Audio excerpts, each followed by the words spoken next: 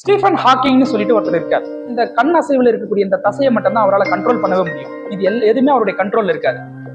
Stephen Hawking என்ன சொல்றாருன்னா, டிசேபிள்டுன்றது எதுன்னா நெகட்டிவ் மைண்ட் தான் டிசேபிள்டு அப்படின்றாரு. நெகட்டிவ் ஆட்டிடியூட் தான் டிசேபிள்டு அப்படின்றாரு. பாசிட்டிவான மைண்ட் பாசிட்டிவான வேர்ட்ஸ் நம்மளுக்கு கொண்டு வரும்.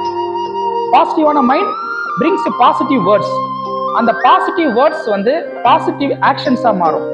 எந்த செயலை நீங்க தொடர்ந்து செய்றீங்களோ அந்த பாசிட்டிவ் ஆக்ஷன்ஸ் பாசிட்டிவ் ஹேபிட்டா மாறும்.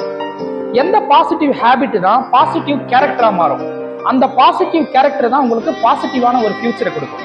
அப்ப இட்ஸ் ஸ்டார்ட்ஸ் ஃப்ரம் வேர். இது எங்க இருந்து தொடங்குது? பாசிட்டிவான மைண்ட்ல இருந்து தொடங்குது. பாசிட்டிவான மைண்ட், பாசிட்டிவான வேர்ட்ஸ், பாசிட்டிவான ஆக்ஷன்ஸ், பாசிட்டிவான ஹேபிட், பாசிட்டிவான கேரக்டர், பாசிட்டிவான ஃபியூச்சர். அப்ப பாசிட்டிவான மைண்ட் உங்களுக்கு எப்படி வரணும்? சப்கான்சியஸ் மைண்டை நம்ம பாசிட்டிவா ட்ரெயின் பண்ணணும். எந்த விஷயத்தை நீங்க சப்கான்சியஸ் மைண்ட்ல ட்ரெயின் பண்ணிட்டீங்களோ அந்த விஷயம் தான் உங்களை வழி நடத்துது. அப்போ நீங்க பாசிட்டிவா இருக்கணும் அப்படின்றத உங்களுடைய சப்கான்சியஸ் மைண்ட்ல நீங்க ட்ரெயின் பண்ணிட்டீங்கன்னா, நீங்க நெகட்டிவா இருக்கணும்னு நினைச்சாலுமே உங்களால நெகட்டிவா இருக்க முடியாது. நீங்க அந்த பாசிட்டிவா உங்களோட சப்கான்சியஸ் மைண்ட் எப்படி ட்ரெயின் பண்றது அப்படின்னா, நல்ல புத்தகங்களை படிக்கணும், நல்ல மனிதர்களோட தொடர்புல இருக்கணும். நீங்க யாரோட கனெக்டா இருக்கிறீங்களோ முதல்ல அந்த 5 நபர்களோட ஒட்டி தான் உங்களுடைய வாழ்க்கையும் இருக்கும். எந்த ரிஸ்க்குமே நீங்க எடுக்காம இருக்கிறீங்கல்ல, அதுதான் பெரிய ரிஸ்கே. when you feel positive in your mind, when you feel positive in your subconscious mind, அது உங்களை ரிஸ்க் எடுக்க வைக்கும்.